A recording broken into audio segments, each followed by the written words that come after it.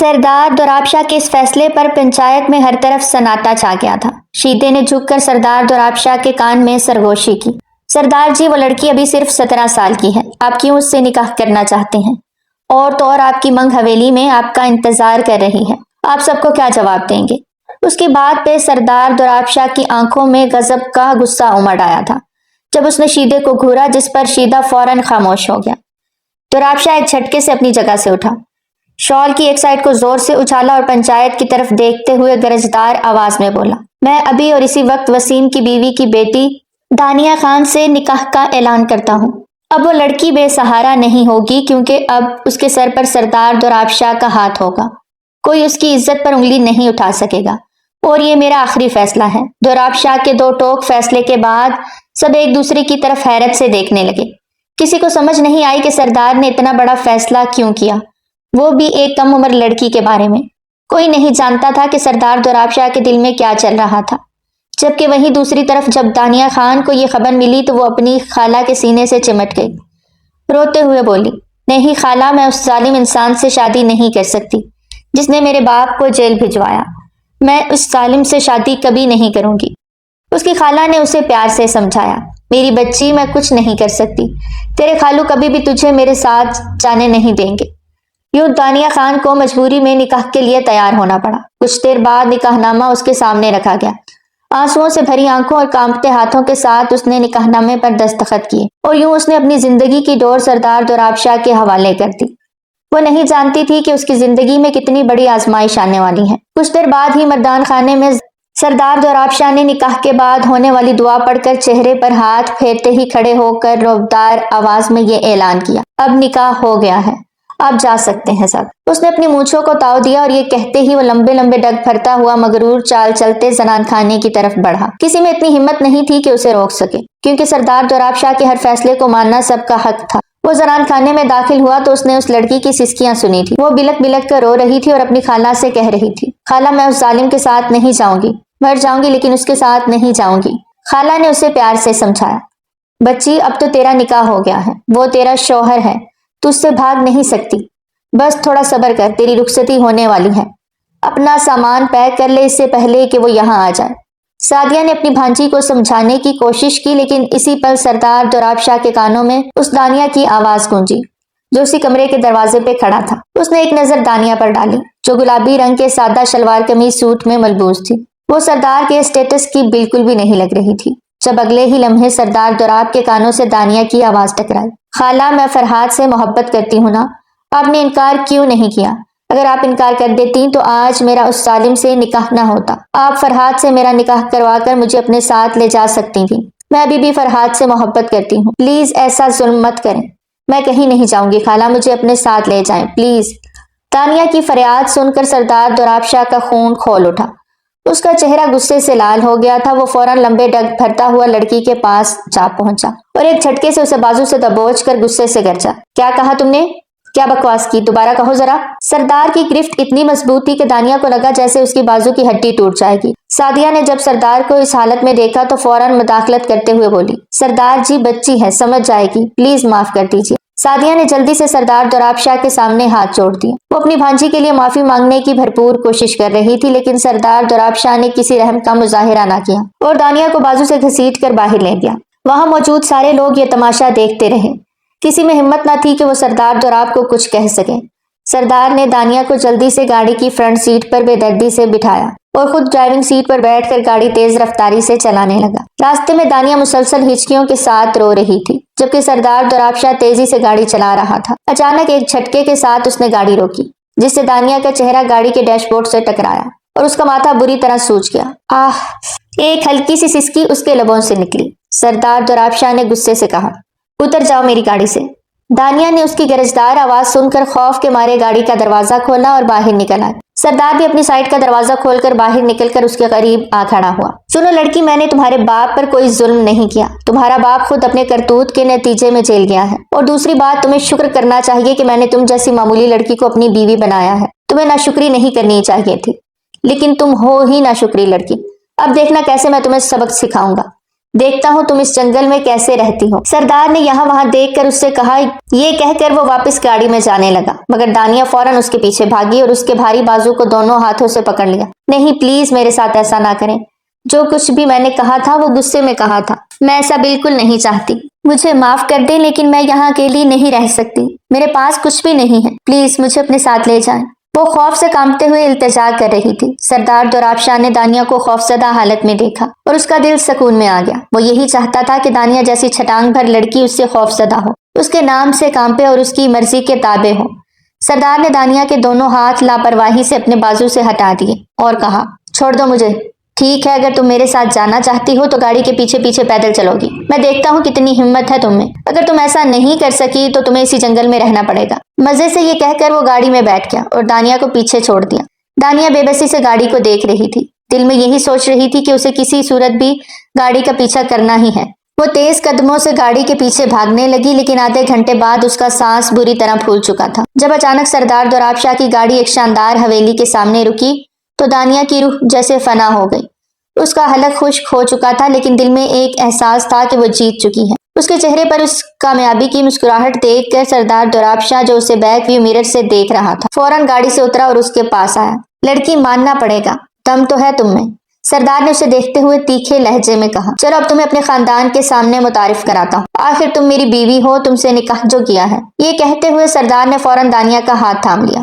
جیسے ہی اس نے اس کا نازک ہاتھ تھاما، دانیہ کو ایک انجانی سی بے چینی کا احساس ہوا کہ اب کیا ہونے والا ہے۔ سردار دوراب شاہ نے اسے مضبوطی سے تھامے رکھا اور حویلی کے اندر لے جانے لگا۔ وہ دونوں حویلی کے سامنے پہنچے، جہاں سب اپنے اپنے کاموں میں مصروف تھے۔ سردار دوراب شاہ کی ایک گرجدار آواز نے سب کو اپنی طرف متوجہ کر لیا۔ بی جان جو ویل چیئر پر بیٹھی تھی سردار کے سامنے آ گئی اور سوالیہ نظروں سے اس کی طرف دیکھنے لگی۔ پتر یہ کیا معاملہ ہے؟ بی جان نے استفسار کیا۔ سردار دوراب شاہ نے اپنی گہری آواز میں سب کو مخاطب کرتے ہوئے کہا، آج میں آپ کو ایک اہم فیصلہ سنانے جا رہا ہوں۔ یہ لڑکی جو میرے ساتھ آئی ہے یہ کوئی معمولی لڑکی نہیں۔ یہ کہتے ہوئے اس نے ایک نظر دانیہ کی طرف ڈالی جو کہ خوف سے لرز رہی تھی۔ اچانک اریبا جو دوراب کے بالکل سامنے کھڑی تھی ایک بولڈ انداز میں بالوں کو ایک طرف کرتے ہوئے آگے بڑھی اور غصے بھرے لہجے میں بولی، شاہ یہ کون ہے؟ تم اس لڑکی کو یہاں کیوں لائے ہو؟ سب ٹھیک تو ہے نا؟ اس معمولی سی لڑکی سے تمہارا کیا ناتا ہے؟ بولو بھی صحیح۔ اریبا نے جذباتی ہو کر سردار دوراب شاہ کی آنکھوں میں آنکھیں ڈال کے کہا۔ اس کی بات سن کر سردار کے چہرے پر ایک مسکراہٹ ابھر آئی۔ مسکراتی آنکھوں کے ساتھ اس نے پھر سے سب کو یقین دلایا، گھبرانے کی کوئی بات نہیں ہے، میں کون سا یہ کہہ رہا ہوں کہ یہ میری بیوی ہے، ایسا ویسا کچھ نہیں ہے، یہ لڑکی تو ملازمہ ہے، اس کا نام دانیہ ہے اور میں اسے خاص طور پر اپنی بی جان کے لیے لے کر آیا ہوں تاکہ یہ لڑکی ان کا خیال رکھے۔ کیوں بی جان؟ یہ کہتے ساتھ ہی سردار دوراب جلدی سے بی جان کے قریب ہوا اور ان کے گلے لگ کر ان کے گال پر محبت سے بوسہ دیا۔ سب نے یہ سنا تو خوش ہو گئے۔ اریبا بھی فوراً دوراب کے پاس آئی اور بولی، تم نے تو مجھے ڈرا ہی دیا تھا۔ لیکن اسی لمحے دانیہ ایک جگہ پر ساکت کھڑی تھی، پھٹی پھٹی نظروں سے سردار دوراب کو دیکھ رہی تھی۔ اریبا دوراب کے پاس آ کر اس کے سینے سے لگ گئی اور بولی، تمہیں پتا ہے میں نے تو تمہیں کتنا مس کیا، جب تم 2 دن تک گاؤں میں رہتے ہو تو میں بالکل تنہا محسوس کرتی ہوں۔ دوراب نے اریبا کو سینے سے لگاتے ہوئے نرمی سے کہا، میری جان اب میں آ گیا ہوں اور کہیں نہیں جاؤں گا، اب میں نے ایک بہت اہم کام کر لیا ہے جسے کرنا ضروری تھا، کسی کو سزا دینی تھی وہ دے دی ہے، اب میں تمہارے پاس ہی رہوں گا، سردار نے پیار سے کہا، جبکہ دانیہ دونوں کو اتنا قریب دیکھ کر تڑپ اٹھی۔ اس کے ہوش اڑ گئے تھے کہ سردار نے سب کو کیوں نہیں بتایا کہ وہ اس کے نکاح میں ہے۔ اچانک فاطمہ بیگم کی آواز حویلی میں گونجی، اوے لڑکی، ابھی تک تم یہیں کھڑی ہو؟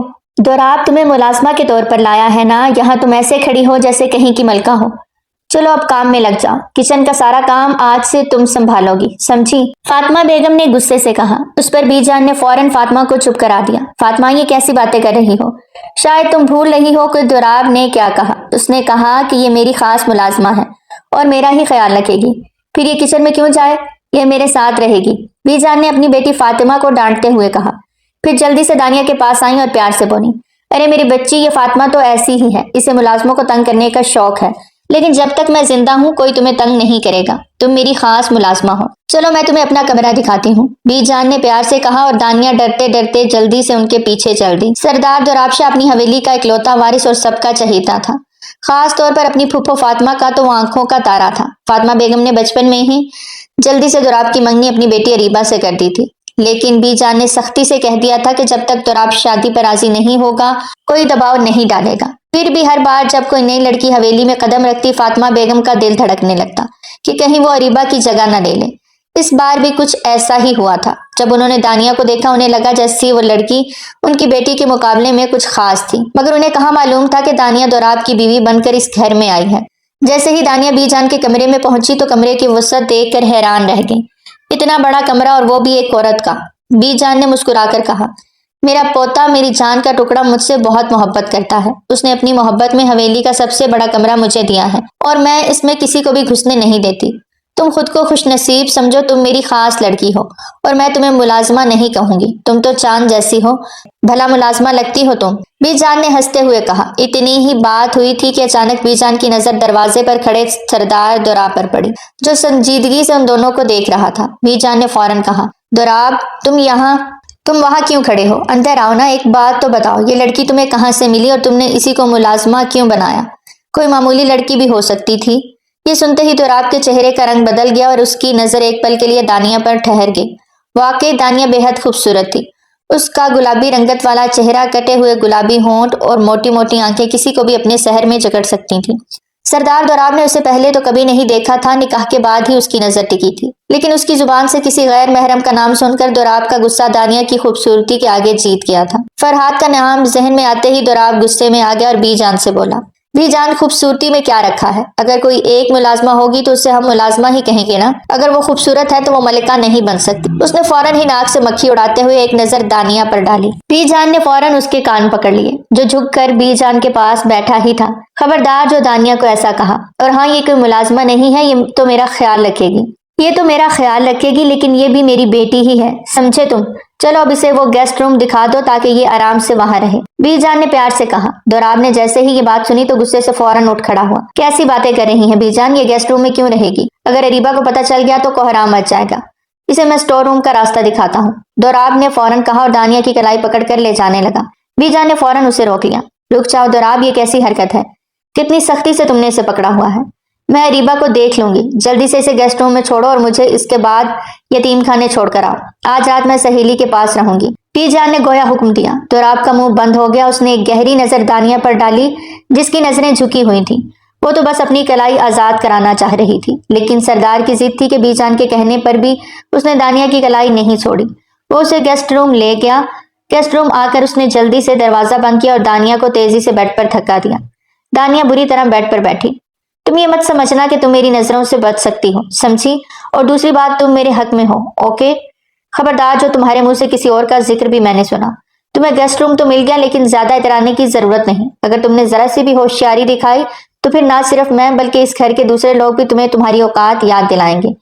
وہ یہ کہتے ساتھ ہی اپنے قدم دانیہ کے نزدیک بڑھا گیا۔ دانیہ اس کے قریب آتے ہی خوف زدہ ہو گئی۔ وہ فوراً بیڈ کے پاس سے ہٹ گئی، یہاں تک کہ دیوار کے ساتھ جا لگی۔ اس کی سانسیں تیز ہو رہی تھیں۔ سردار دوراب کو اس کی یہ بے بسی بہت پسند آئی اور وہ اسے مزید تنگ کرنا چاہتا تھا۔ خوبصورت لڑکیاں ویسے ہی اس کی کمزوری تھی۔ اریبہ بھی پرکشش تھی، لیکن کبھی بھی سردار کو اس سے اتنی کشش محسوس نہیں ہوئی تھی جتنی اب دانیہ نے اس کے ہوش اڑا رکھے تھے۔ یہ سوچتے ہی سردار دوراب شاہ اگلے ہی پل دانیہ کے ہونٹوں پر جھک گیا۔ دانیہ کو ایسا لگا جیسے اس کی سانسیں رک گئی ہوں۔ وہ اپنی نازک ہاتھوں سے سردار کو پیچھے دھکیلنے کی کوشش کر رہی تھی، کچھ کہنا چاہتی تھی، لیکن سردار نے تو اس پر جھک کر اپنی اس جسارت سے اس سے کچھ کہنے کا حق ہی چھین لیا تھا۔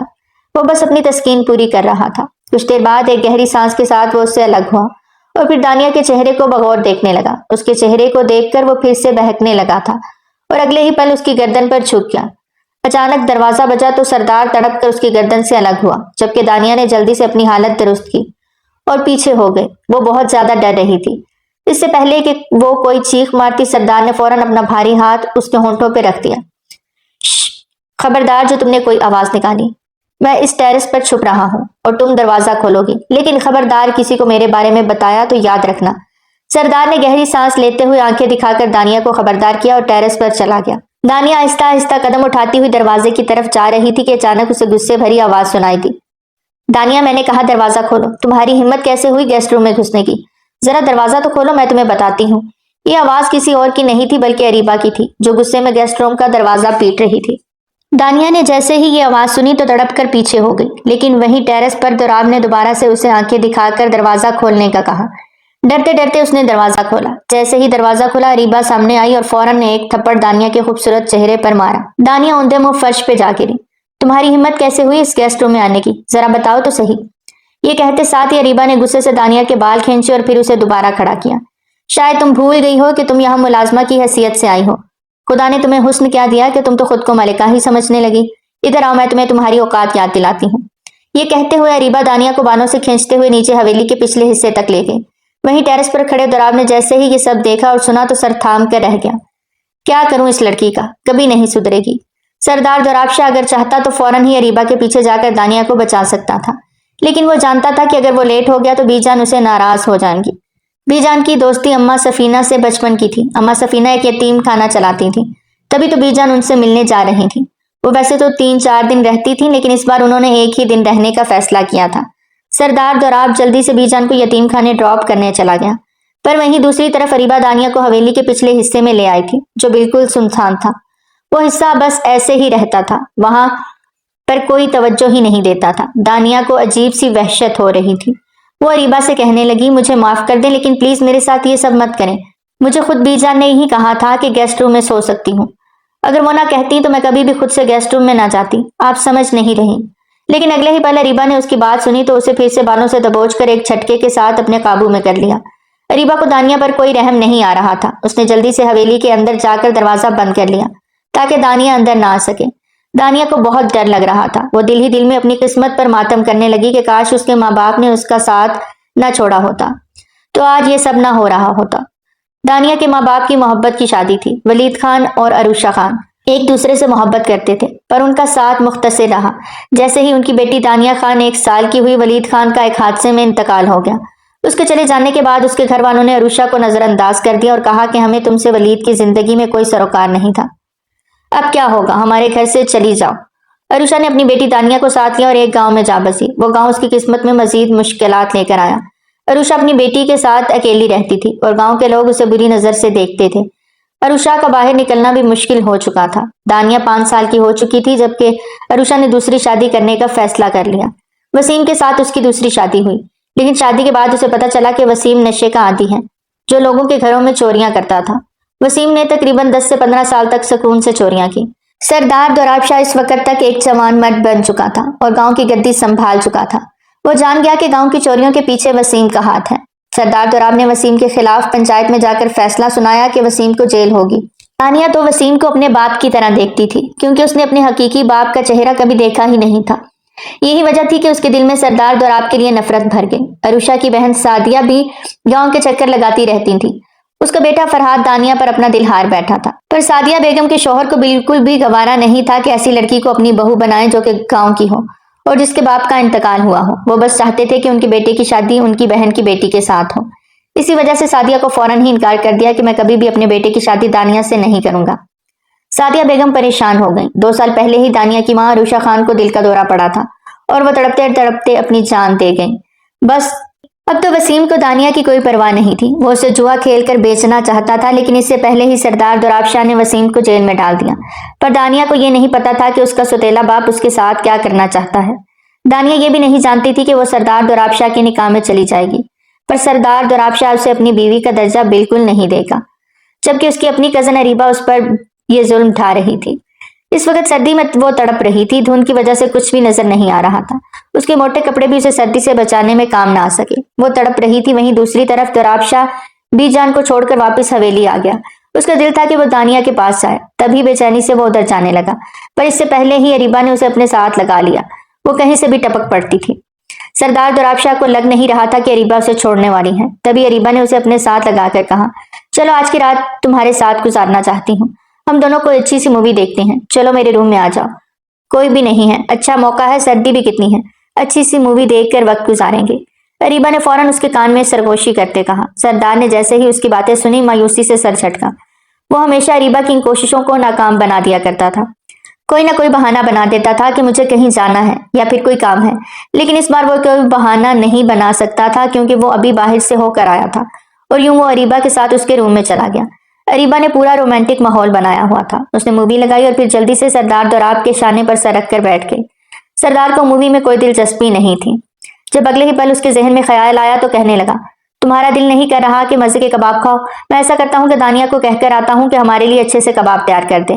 وہ یہ کہہ کر اٹھنے لگا جب ہی اریبا نے اسے کہا, اس دانیہ کی بچی کو تو میں نے سبق سکھایا ہے, بس اب وہ سردی میں تڑپ رہی ہوگی. حویلی کے پچھلے حصے میں چھوڑ کر آئی ہوں. بڑی آئی گیسٹ روم میں رہنے والی. اسے کس نے کہا تھا کہ گیسٹ روم میں جائے؟ بی جان بینا کمال کرتی ہیں, پر اب تمہیں پتا ہے اسے اندازہ ہو جائے گا کہ اس نے کتنی بڑی غلطی کی تھی بی جان کی بات مان کر.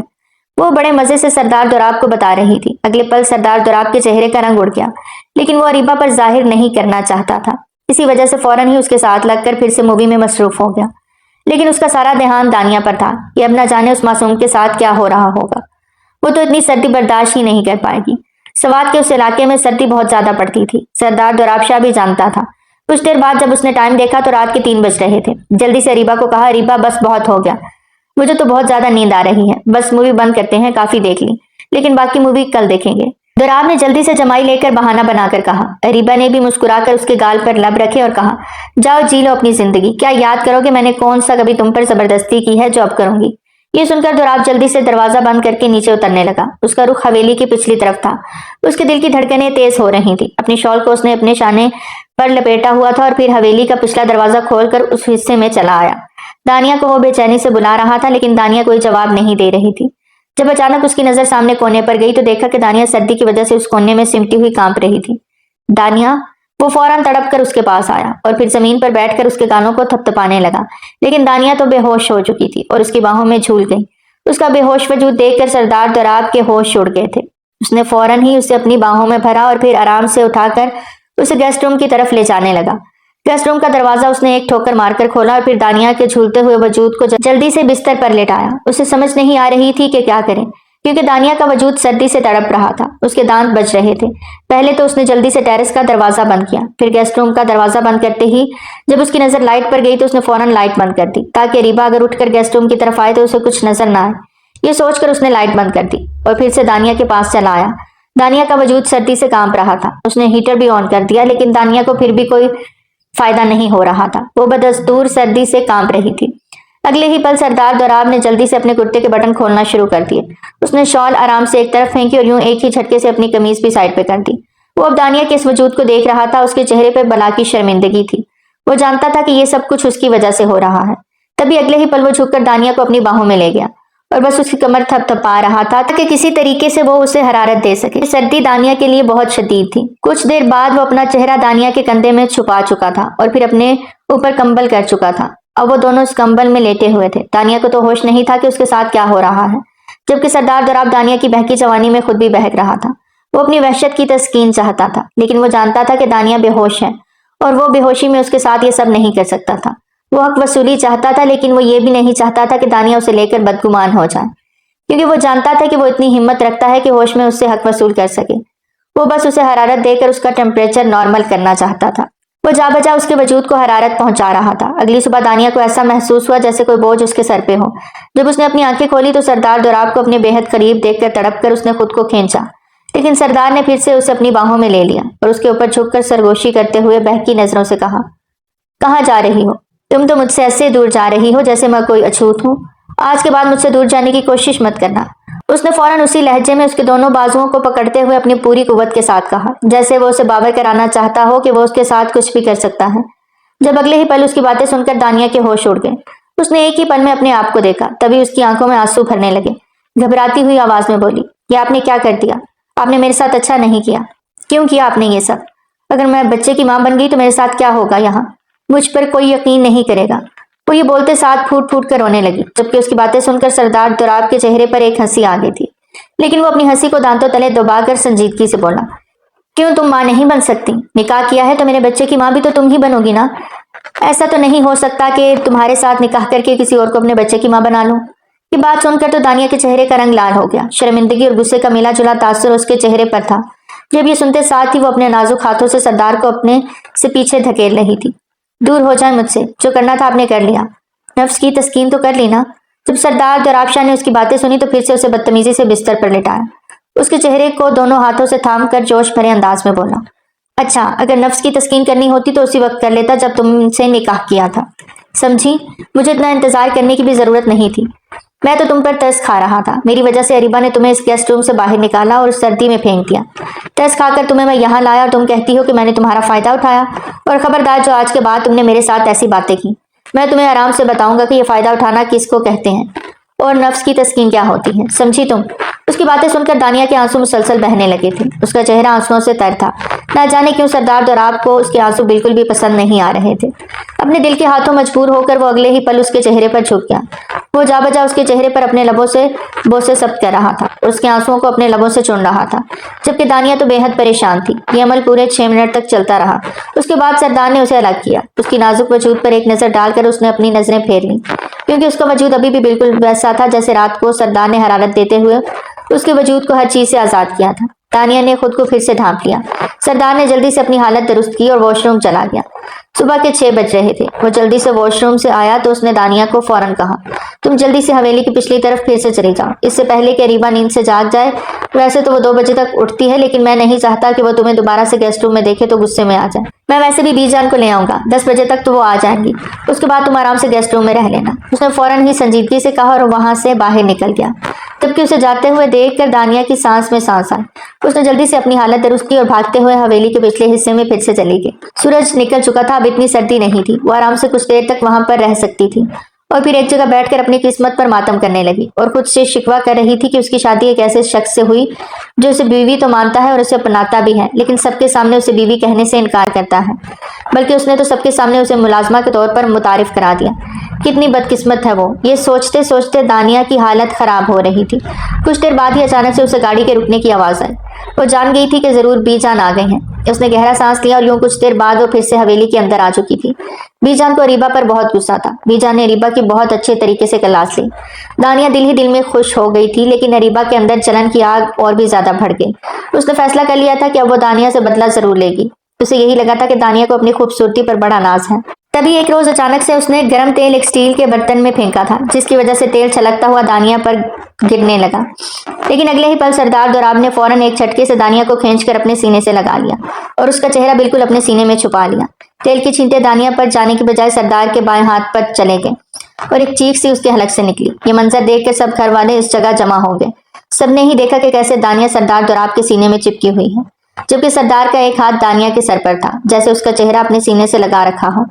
سردار کا دوسرا ہاتھ درد کی شدت کی وجہ سے کانپ رہا تھا، اس کی آنکھیں ضبط کی وجہ سے بھینچی ہوئی تھی، جبکہ ریبا یہ منظر دیکھ کر بوکھلا گئی۔ اس نے کبھی نہیں سوچا تھا کہ سردار دوراب دانیہ جیسی معمولی لڑکی کو بچائے گا اور اپنے آپ کو خطرے میں ڈالے گا۔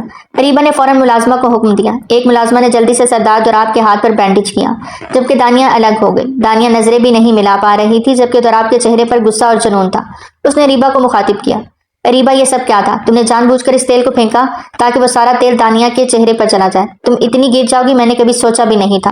تم نے یہ حرکت کیوں کی؟ اس نے فوراً ہی دانت پیستے ہوئے غصے سے اریبا سے کہا۔ اپنی بیٹی کی یوں بے عزتی برداشت نہ کرتے ہوئے فاطمہ بیگم بولی، یہ کیسی باتیں کر رہے ہو دوراب؟ تم اریبا پر الزام کیوں لگا رہے ہو؟ اس معمولی ملازمہ کے لیے تم یہ سب کیوں کر رہے ہو؟ اگلے ہی پل سردار دوراب نے سب کے سامنے چیخ کر کہا، خبردار جو آج کے بعد کسی نے اسے ملازمہ کہا، یہ ملازمہ نہیں، یہ بھی بالکل اسی طرح ہے جیسے آپ سب ہیں۔ آئندہ کسی کے منہ سے اس کے لیے بے عزتی بالکل نہیں سنوں گا، اور نہ ہی میں یہ برداشت کر پاؤں گا کہ کوئی اسے تنگ کرے یا اس کے ساتھ ایسا سلوک کرے۔ اس نے اریبا پر نظر ڈال کر غصے سے کہا اور وہاں سے چلا گیا۔ دانیہ یہ سب دیکھ رہی تھی، لیکن اس سے پہلے کہ فاطمہ بیگم اور اریبا اس کے پاس جاتی، بی جان نے فوراً اشارے سے روک دیا۔ رکو، تم دونوں واپس چلی جاؤ، میں دانیہ کے پاس ہوں، تم دونوں کو اس کے پاس آنے کی ضرورت نہیں۔ فاطمہ بیگم تو غصے سے آسمان پر چڑھ گئیں۔ بی جان سے بولی، بی جان اس معمولی لڑکی سے تو پوچھنا ہی پڑے گا کہ آخر دوراب نے اس کی طرفداری کیوں کی، میری بیٹی کو نیچا دکھا کر اسے ہوا میں کیوں اڑا رہا ہے؟ جواب تو مجھے لڑکی سے چاہیے۔ یہ کہتے ہوئے فاطمہ نے دانیہ کو بے دردی سے بازو سے پکڑ کر جھنجھوڑا۔ دانیہ اور بھی زیادہ ہچکیاں لے کر رونے لگی۔ بی جان نے فوراً ہی فاطمہ کو سخت نظر سے دیکھ کر کہا، سمجھ نہیں آئی تمہیں میں نے کیا کہا؟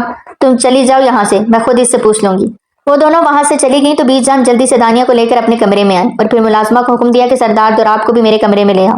کچھ دیر بعد وہ دونوں بی جان کے کمرے میں موجود تھے، جبکہ بی جان ویل چیئر پر سر تھام کر بیٹھی تھی۔ سردار دوراب نے جلدی سے بی جان کو کہا، جی جان، آپ نے کیوں بلایا؟ معاملہ ختم ہو گیا نا؟ کیا آپ یہ برداشت کر پاتی کہ دانیہ کا پورا چہرہ جھلس جاتا اس تیل کی چھینٹوں سے، وہ بھی اریبا کی وجہ سے؟ میں کیا جواب دیتا سب کو کہ میں اتنا انصاف پسند ہوں، ایک ملازمہ کی وجہ سے میری ساری عزت چلی جاتی۔ سردار دوراب شاہ نے فوراً سے بات بناتے ہوئے کہا۔ بی جان نے کڑک دار لہجے میں کہا، اچھا ابھی تو تم سب کو کہہ رہے تھے کہ خبردار جو کسی نے اس کو ملازمہ کہا، اور اب خود ہی ملازمہ کہہ رہے ہو۔ دیکھ لو دوراب، میں تمہیں جتنا جانتی ہوں اتنا کوئی نہیں جانتا، جلدی سے بتا دو تمہارے دل میں کیا ہے اس لڑکی کے لیے، ویسے بھی یہ شکل سے کوئی ملازمہ نہیں لگتی۔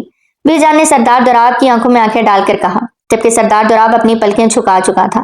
لڑکی بھی اب سسکیاں لے کر رو رہی تھی۔ سردار کو اس کے روتے ہوئے چہرے کو دیکھ کر غصہ آ گیا، تبھی وہ تڑپ کر بولا، تم فوراً رونا بند کرو، خبردار جو روئی، ورنہ مجھ سے برا کوئی نہیں ہوگا۔ اس نے غصے سے کہا، جب بی جان نے فوراً اسے ڈانٹ دیا، تم کیسے اس پر غصہ کر رہے ہو؟ کس حق سے تم یہ سب کرتے ہو؟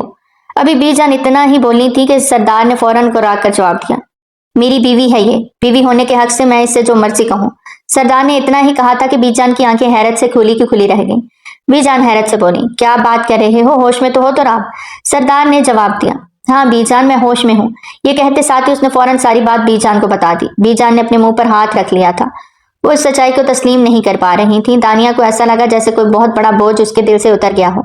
اسے سکون ملا تھا کیونکہ سردار نے یہ تسلیم کر لیا تھا کہ وہ اس کی بیوی ہے۔ بی جان سردار کو ڈانٹنے لگی، تم نے اس پر کتنا ظلم کیا، اسے ملازمہ کی حیثیت سے گھر میں رکھا، جبکہ یہ تمہاری بیوی تھی، تمہیں شرم نہیں آئی یہ سب کرتے ہوئے؟ دوراب نے سر کو جھکا لیا، میں کیا کرتا، اگر اریبا کو پتہ چل جاتا تو وہ اس لڑکی کو جان سے ہی مار دیتی۔ مجھے سمجھ نہیں آ رہی تھی کہ میں آپ سب کو کیسے بتاؤں، اس لیے میں نے جو منہ میں آیا وہ بول دیا۔ بی جان گہری سوچ میں پڑ گئی۔ ادھر سردار دوراب وہاں سے جانے لگا، جب ہی بی جان نے اسے روکا، رکو، اکیلے کیوں جا رہے ہو، اپنی بیوی کو ساتھ لے کر جاؤ۔ بی جان کی باتیں سن کر سردار حیرت زدہ نظروں سے بی جان کو دیکھنے لگا، جبکہ دانیہ کے پیروں تلے سے زمین نکل گئی۔ اس نے سوچا بھی نہیں تھا کہ بی جان ایسی بات کریں گی۔ دانیہ نے فوراً ہی بی جان سے کہا، نہیں بی جان، میں کہیں ان کے ساتھ نہیں جاؤں گی۔ میں ان کے ساتھ کیسے جاؤں گی؟ وہ بہت زیادہ کنفیوز ہو کر بولی۔ اس کی بات سن کر بی جان نے مسکرا کر اسے سمجھایا، ارے پگلی، اب تو تم اس کی بیوی ہو، اسی کے ساتھ اس کے روم میں رہو گی۔ میں نے تو کبھی نہیں سوچا تھا کہ مجھے اتنی سمجھدار بہو ملے گی۔ میں تو ضرور اب اپنے پوتے کی نظر اتاروں گی۔ آج سے تم اسی کے ساتھ رہو گی، اور ہاں خبردار جو اس نے تمہارے ساتھ کوئی غلط حرکت کی فوراً مجھے آ کر بتانا، دیکھنا میں کیسے اس کے کان کھینچوں گی۔ یہ سردار ہوگا اپنے گاؤں کا، لیکن میں بھی اس کی بی جان ہوں، اسے ایسے سیدھا کروں گی کہ اس کے ہوش ٹھکانے آ جائیں گے، ٹھیک ہے نا؟ اسے ڈرنے کی کوئی ضرورت نہیں، چلو جاؤ، شاباش۔ بی جان نے جلدی سے دانیہ کو اپنے پاس بلا کر اسے بوسہ دیا اور اسے سردار دوراب کے ساتھ بھیجنے کا فیصلہ کیا۔ سردار بی جان کی باتیں سن کر آنکھیں گھما کر انہیں دیکھ رہا تھا، جیسے اسے سمجھ نہیں آ رہی تھی کہ وہ یہ کیا کہہ رہی ہیں، لیکن پھر وہ دانیہ کو بی جان کے روم سے باہر نکال کر خود اندر آ گیا۔ جلدی سے دروازہ بند کر کے بی جان سے دھیرے سے کہنے لگا، بی جان یہ سب آپ کیا کر رہی ہیں؟ اگر اریبا کو پتہ چل گیا تو قیامت آ جائے گی۔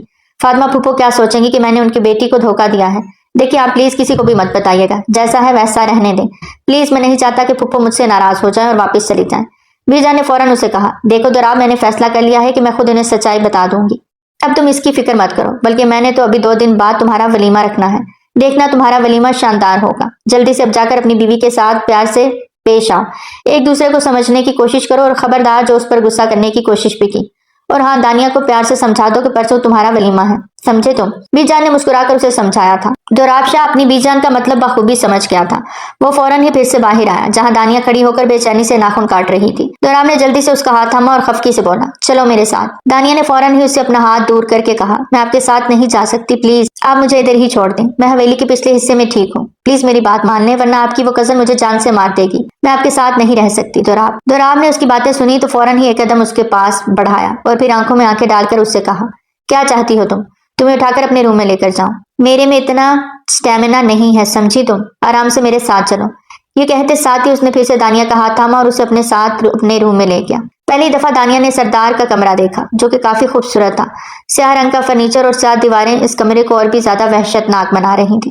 سردار نے جلدی سے اپنا ٹاول لیا اور پھر واش روم چلا گیا، جبکہ دانیہ اسی جگہ پر گھبرا کر بیٹھی ہوئی تھی، جیسے اسے کوئی حکم ملنے کا انتظار ہو۔ سردار جب باہر آئے تو اس نے ٹاول اپنے ارد گرد لپیٹا ہوا تھا۔ اسے اس حلیے میں دیکھ کر دانیہ نے فوراً اپنی نظریں جھکا لیں۔ اگلے ہی لمحے دوراب اپنے بال سکھاتے ہوئے دانیہ کی طرف متوجہ ہوا اور کہا، تم ابھی تک یہیں بیٹھی ہو، جاؤ جلدی سے فریش ہو جاؤ۔ دانیہ نے یہ باتیں سن کر لرزتی آواز میں کہا، میرے پاس کپڑے نہیں ہیں، میں کیا پہنوں گی؟ اس کی بات سن کر دوراب کو غصہ آ گیا، دانت پیستے ہوئے بولا، یہ کیسی باتیں کر رہی ہوں، اپنے کپڑے ساتھ کیوں نہیں لائی؟ دانیہ کو یاد آیا کہ کیسے دوراب اسے بغیر مہلت دیے بے دردی سے گھر سے نکال کر لے آیا تھا۔ یہ سوچ کر اس کی آنکھوں میں دوبارہ آنسو بھر آئے۔ دوراب نے غصے سے کہا، اب آنسو بہانے کی کیا ضرورت ہے؟ میں نے تمہیں آرام سے کہا ہے، کون سا تم پر کوئی ظلم کا پہاڑ توڑا ہے جو ہمیشہ آنسو بہانے لگتی ہو؟ یہ کہہ کر وہ الماری کی طرف گیا اور ایک فل سلیو شرٹ اور ٹراؤزر نکال کر دیا۔ یہ لو آج کے لیے یہ پہن لو، کل تمہارے لیے کچھ کپڑے لے آؤں گا۔ دانیہ نے شرٹ اور ٹراؤزر لے کر جلدی سے واش روم کا رخ کیا۔ اگرچہ اس نے کپڑے پہن لیے تھے لیکن وہ ہچکچا رہی تھی کہ باہر کیسے نکلے۔ کچھ دیر بعد وہ ڈرتے ڈرتے واش روم کا دروازہ کھول کر باہر آئی۔ جیسے ہی دوراب کی نظر دانیہ پر پڑی تو وہ دیکھتا رہ گیا۔ اسے اپنے کپڑوں میں دیکھ کر وہ نظریں نہیں ہٹا پا رہا تھا۔ دانیہ اس کی نظروں کی تاب نہ لاتے ہوئے کافی زیادہ شرما رہی تھی، جبکہ دوراب اس کا شرمیلا روپ دیکھ کر اور بھی زیادہ بہک رہا تھا۔ اس نے لیپ ٹاپ سائڈ پہ رکھا اور پھر آہستہ آہستہ دانیہ کے قریب چلا آیا۔ جب وہ قریب آیا تو دانیہ فوراً اس سے دور جانے لگی۔ اگلے ہی پل دوراب نے دانیہ کو بازو سے پکڑ کر ایک جھٹکے سے اپنے قریب کیا۔ کیا ہوا، مجھ سے دور کیوں جا رہی ہو؟ نکاح کیا ہے نا میں نے تم سے۔ اتنی خوبصورت بیوی سامنے ہو تو بندہ کیسے خود کو قابو میں رکھے؟ اس نے بہکے ہوئے انداز میں کہا اور پھر اس کے چہرے کو دونوں ہاتھوں میں تھام لیا اور اگلے ہی پل اپنے دہکتے لب اس کی گردن پر رکھ دیے۔ دانیہ تو اس کی حرکت پر سمٹ سی گئی۔ کچھ دیر بعد وہ اس پر شدت سے جھک کر الگ ہوا اور پھر اس کی آنکھوں میں دیکھتے ہوئے کہنے لگا، پتا ہے بی جان کیا کہہ رہی تھی؟ کہہ رہی ہیں کہ ہمارا ولیمہ رکھیں گی 2 دن بعد، سب کو پتا چل جائے گا کہ تم میری بیوی ہو۔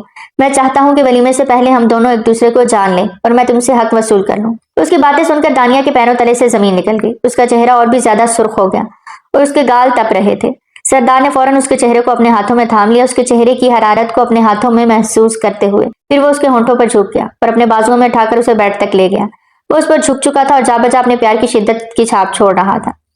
دانیہ اگر چاہتی تو اسے دور کر سکتی تھی، لیکن جانتی تھی اگر اس نے ذرا سی بھی ایسی کوئی کوشش کی تو دوراب اس پر سختی کرے گا۔ دوراب نے کافی پیار سے نرمی سے اسے اپنے حصار میں لیا ہوا تھا، اس پر کسی بھی قسم کی سختی نہیں کر رہا تھا۔ تبھی دانیہ بھی آخرکار اپنے آپ کو اس کے حوالے کر چکی تھی۔ اگلا دن ان کی زندگی کا حسین دن تھا، لیکن جب اچانک سے اریبہ کی چیخ کی آواز دوراب کے کانوں میں سنائی دی تو وہ فوراً اپنے روم سے باہر آ گیا، جبکہ دانیہ ابھی تک سو رہی تھی۔ تھکن کی وجہ سے اس کا وجود ٹوٹ چکا تھا۔ دوراب نے اسے اٹھایا نہیں تھا، پر وہ خود ہی جلدی سے نیچے چلا گیا جہاں اریبہ ہر چیز تہس نہس کر رہی تھی۔ وہ اس کے پاس گیا تو اریبہ فوراً اس کا گریبان پکڑ کر چیخ کر بولی، تم نے یہ کیوں کیا؟ میں تمہاری بچپن کی مانگ ہوں، کب سے تمہارا انتظار کر رہی تھی۔ میں نے 28 سال ایسے ہی گزار دیے اور تم نے کیا کیا؟ اس معمولی سی نوکرانی کو اپنی بیوی بنا لیا۔ آخر ایسا کیوں کیا تم نے؟ کہہ دو کہ بی جان مذاق کر رہی ہیں۔ یہ کہہ کر اریبہ نے جنونی انداز میں اس کو جھنجھوڑا۔ جب دوراب نے اسے خود سے الگ کیا اور پھر گہری سانس لے کر اس نے ٹھنڈے دماغ سے کہا، اریبہ بی جان جو کہہ رہی ہیں وہ سچ ہے۔ اصل بات یہی ہے کہ مجھے دانیہ سے نکاح کرنا پڑا، ورنہ گاؤں کے لوگ یہ کہتے کہ میں نے اس لڑکی کو اس کے باپ سے الگ کر دیا ہے، اس کے باپ کو جیل ڈال دیا ہے۔ یہ لڑکی اکیلی تھی، کوئی بھی اس کا ہاتھ نہیں تھام رہا تھا، اس لیے میں نے اسے نکاح کر لیا۔ ویسے بھی گاؤں میں یہ سب چلتا رہتا ہے، دوراب نے لاپرواہی سے کہا۔ اس کی بات سن کر اریبہ نے خفگی سے فوراً کہا، تو پھر ٹھیک ہے نا، پھر اسے اس حویلی میں کیوں لے کر آئے ہو؟ اسے اس حویلی سے باہر نکالو، گاؤں کی لڑکی ہے تو گاؤں میں ہی رہے گی۔ جب اگلے ہی پل دوراب نے اسے چلا کر 2 ٹوک کہا، یہ میری بیوی ہے اور یہ میری بیوی بن کر اب اس گھر میں ہی رہے گی۔ اریبہ تم اس بات کو قبول کر ہی لو، میں نے کبھی بھی تم سے شادی کے وعدے نہیں کیے، زبردستی پھپھو نے میری منگنی تم سے کرا دی۔ اما ابا کے انتقال کے بعد پھپھو نے فوراً ہی مجھ سے پوچھے بغیر یہ انگوٹھی مجھے پہنا دی۔ دوراب نے اپنا ہاتھ ہوا میں اچھالا جدھر وہ چھلا چمک رہا تھا جو اس کے بائیں ہاتھ کی شہادت کی انگلی میں تھا۔ پھر فوراً ہی وہ چھلا اتار کر اس نے اریبہ کے ہاتھ میں دیا۔ یہ لو، میں ابھی اسی وقت یہ منگنی ختم کرتا ہوں، کیونکہ میں صرف اور صرف تمہیں ایک دوست مانتا ہوں، میں نے کبھی تمہیں اس نظر سے دیکھا ہی نہیں۔ اریبہ میں نے پھپھو کی بہت عزت کی۔ ابھی اس نے اتنا ہی کہا تھا، اگلے ہی پل فاطمہ بیگم جلدی سے دوراب کے پاس گئی اور دان پیس کر کہنے لگی، دوراب تم نے کیا کیا؟ میں نے تمہیں ماں بن کر پالا اور تم میرے بھتیجے تھے، ہمیشہ میں نے تمہیں اپنی اولاد سے اوپر رکھا، تمہیں اس قابل بنایا کہ تم یہ سرداری سنبھال سکو اور گاؤں کے فیصلے لے سکو۔ اب جب جوان ہو گئے ہو تو تم نے میری ہی بیٹی کو ٹھکرا دیا اور ایک ناچیز اور ایک کمزاد لڑکی کو اپنی بیوی بنا کر تم اس گھر میں لے آئے۔ تم نے اچھا نہیں کیا۔ یہ سن کر دوراب نے اپنا سر جھکا لیا۔ اس سے پہلے کہ وہ اپنی پھپھو کو کچھ کہتا، جب فاطمہ بیگم نے جلدی سے ہاتھ آگے بڑھا کر اسے چپ رہنے کا اشارہ کیا اور اپنی بیٹی اریبہ کو ساتھ لے کر اس حویلی سے ہمیشہ ہمیشہ کے لیے چلی گئی۔ دوراب انہیں روکنا چاہتا تھا لیکن وہ بی جان نے اشارہ کر کے اسے منع کر دیا۔ وہ دونوں ہمیشہ کے لیے حویلی سے چلی گئی تھی، جبکہ دوراب تو ٹوٹ چکا تھا۔ وہ یہ سب بالکل نہیں چاہتا تھا۔ اس کی پھپھو کے اس کے اوپر بہت زیادہ احسان تھے۔ اس کی پھپھو نے اسے ماں بن کر پالا تھا، یہ بات سچ تھی۔ تبھی تو وہ یہ نہیں چاہتا تھا کہ پھپھو ایسے اس سے خفا ہو جائے، پر وہ یہ بھی نہیں چاہتا تھا کہ وہ اریبہ سے شادی کرے۔ نہ جانے کہ اس نے کبھی بھی اریبہ کو اس نظر سے نہیں دیکھا تھا۔ وہ ہمیشہ اپنے عمل سے اریبہ کو یہ باور کراتا رہتا تھا کہ وہ اس میں دلچسپی نہیں رکھتا، لیکن اریبہ اتنی ہی اس سے نزدیکیاں بناتی تھی۔ بی جان نے اسے سمجھایا، دوراب اب بس بہت ہو گیا، تمہاری فاطمہ پھپھو اگر نہیں چاہتی کہ وہ حویلی میں رہیں تو پھر تم انہیں مجبور مت کرو۔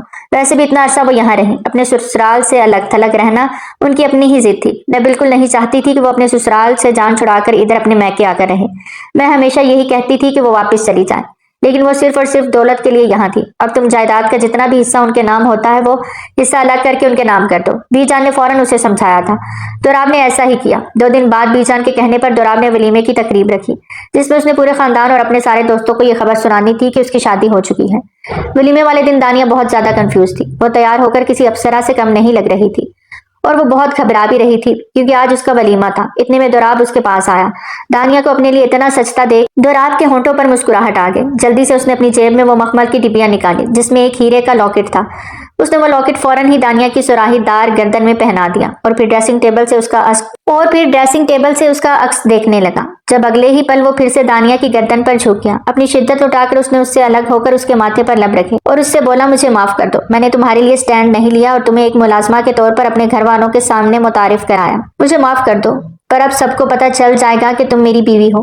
میں فخر سے سب کو بتاؤں گا کہ دانیہ خان میرے نکاح میں ہے. اس نے محبت سے چور لہجے میں کہا. دانیہ نے جیسے ہی اس کی باتیں سنی تو اس کی آنکھیں نم ہو گئیں. کچھ دیر بعد وہ دونوں ہی حویلی کے حال میں آئے جدھر سارے مہمان ان کی انٹری کا انتظار کر رہے تھے. یوں دھوم دھام سے ولیمہ ہوا. ولیمے کے بعد دانیہ اور دوراب نے اپنی نئی زندگی کا آغاز کیا. بی جان کی دعاؤں سے وہ اپنے نئے سفر پر آگے بڑھے. دانیہ دوراب کے ساتھ بہت خوش تھی. وہ ہمیشہ اس کا خیال رکھتا تھا. دانیہ نے اس سے کبھی بھی اپنے ماضی کا ذکر نہیں کیا. اپنے ماضی کو بھلا کر وہ دوراب کے ساتھ اپنی آگے کی زندگی میں بڑھ گئی تھی. تو پیارے